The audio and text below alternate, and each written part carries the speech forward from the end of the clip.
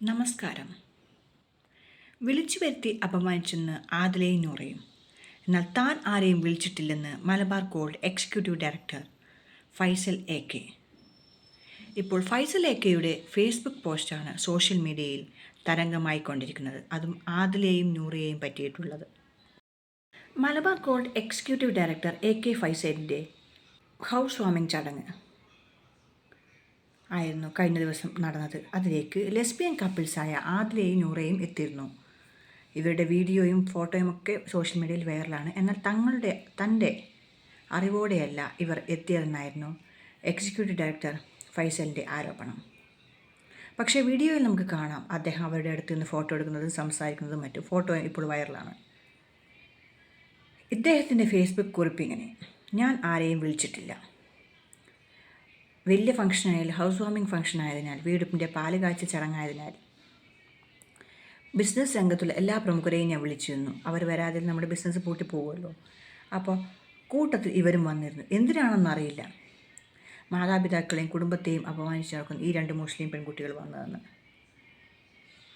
ഇവർ വന്നതിൽ പ്രതിഷേധിച്ച് ഞാൻ എല്ലാവരുടെയും കാല് പിടിക്കുന്നു, അതുപോലെ തന്നെ മാപ്പ് പറയുന്നു, എല്ലാവരുടെയും കെഞ്ചിക്കണഞ്ഞ് മാപ്പ് പറയുന്നു എന്നാണ് ഫൈസൽ എ കെയുടെ ഫേസ്ബുക്കിൻ്റെ പൂർണ്ണരൂപം.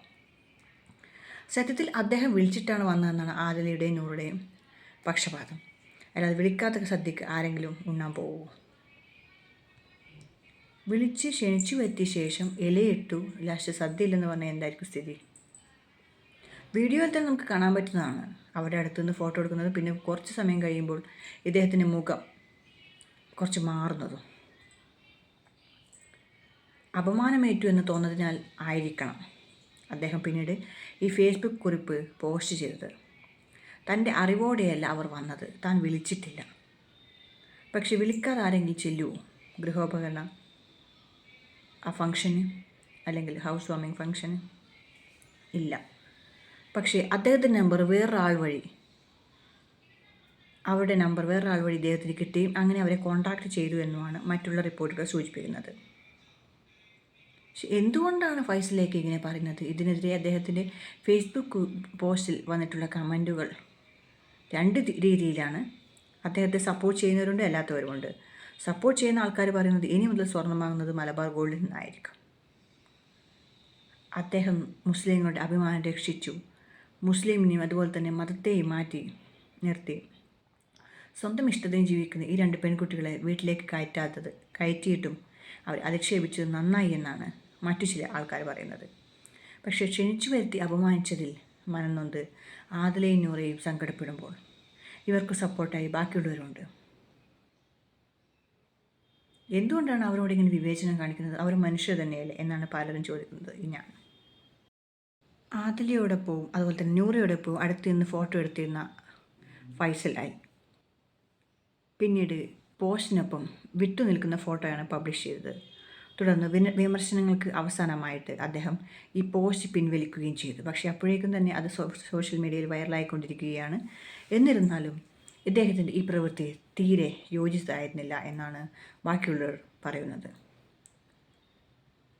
അവസാന നിമിഷം വരെ അവരോട് വർത്തമാനം പറഞ്ഞ് ഫോട്ടോയും എടുത്ത് വീഡിയോയും എടുത്ത് ചില വ്യക്തികൾക്ക് വേണ്ടിയോ അല്ലെങ്കിൽ സ്വന്തം മതക്കാർക്ക് വേണ്ടിയോ അദ്ദേഹം അവരെ വിളിച്ചിട്ടില്ല എന്ന് അധിക്ഷേപിച്ചു. തൻ്റെ അറിവോടെയോ സമൂഹത്തോടെയോ അല്ലാതെ കടന്നു വന്ന അവരെ തനിക്ക് ഞാൻ ക്ഷണിച്ചിട്ടില്ല എന്നാണ് അദ്ദേഹം ഇപ്പോഴും പറയുന്നത്. സമൂഹത്തിനും അതുപോലെ തന്നെ കുടുംബക്കാർക്കും ഒരു ബാധ്യത അല്ലെങ്കിൽ അഭിമാനക്ഷതമേൽപ്പിക്കുന്ന അവർ പുതുതലമുറയ്ക്ക് തെറ്റായ സന്ദേശം നൽകുന്ന രീതിയിലാണ് പ്രവർത്തിക്കുന്നതെന്നും അദ്ദേഹം പറഞ്ഞു.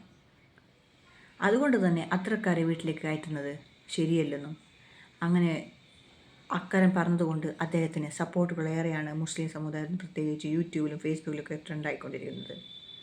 പക്ഷേ അദ്ദേഹത്തിൻ്റെ ഫംഗ്ഷനെത്തിയ മറ്റു ചിലരാണ് പറയുന്നത്, നാദ്ര പോലെയുള്ള മറ്റുള്ള ചിലരാണ് പറയുന്നത്, ഇദ്ദേഹം നമ്പർ വാങ്ങിയിട്ടാണ് അവരെ വിളിച്ചതും വരുത്തിയതും. പക്ഷേ ഇതിൽ എത്രത്തോളം സത്യമുണ്ടെന്ന് അദ്ദേഹത്തിന് മാത്രമേ അറിയുള്ളൂ. പക്ഷെ എന്നിരുന്നാലും ഇങ്ങനൊരു ഫംഗ്ഷൻ നടത്തിയപ്പോൾ ഇത്രയും വലിയ അത് ബിഗ് ബോസ് വിന്നറായ ശേഷമാണ് പുറത്തു വന്നിരിക്കുന്ന കുറച്ചുകൂടെ ഫേമസ് ആയിക്കൊണ്ടിരിക്കുന്ന വ്യക്തികളാണ് ആദിലയും നൂറയും. അപ്പോഴാണ് ഇദ്ദേഹത്തിൻ്റെ ഈ തരംതാണ പ്രവൃത്തി. എന്നാലും AK ഫൈസൽ ചെയ്തത് ശരിയാണോ, അതോ മുസ്ലിം സമുദായത്തിന് അദ്ദേഹം ഹെൽപ്പ് ചെയ്തതാണോ, കൂട്ടത്തിൽ മലബാർ ഗോൾഡിനും പേര് പോയോ അതോ പേര് നിലനിൽക്കുന്നുണ്ടോ എന്നറിയാനായിട്ട് നമുക്കേതായാലും കാത്തിരിക്കാം. അദ്ദേഹം എങ്ങനെയായിരിക്കും ഈ സോഷ്യൽ മീഡിയ തരംഗത്തിൻ്റെ അല്ലെങ്കിൽ സോഷ്യൽ മീഡിയക്കെതിരെ എങ്ങനെയാണ് സംസാരിക്കുന്നതെന്ന് അറിയാനായിട്ട്. ആദില നൂറയും എന്തായാലും ഇതുവരെ മുട്ടം പ്രതികരണവുമായി രംഗത്ത് വന്നിട്ടില്ല എന്നാണ് അറിവ്. പക്ഷേ ഏതായാലും നമുക്ക് കാത്തിരിക്കാം ഇദ്ദേഹത്തിൻ്റെ പ്രവൃത്തി എത്രത്തോളം ശരിയാണ്, എത്രത്തോളം തെറ്റാണ് എന്നറിയാനായിട്ട്. കൂടുതൽ വാർത്തകൾക്കും അപ്ഡേറ്റുകൾക്കുമായി സന്ദർശിക്കൂ, വിസിറ്റ് ചെയ്യൂ. അതുപോലെ തന്നെ സബ്സ്ക്രൈബ് ചെയ്യൂ ചാനൽ. കണ്ടതും കേട്ടതുമായി ചന്ദ്രരാജ്. Thank you.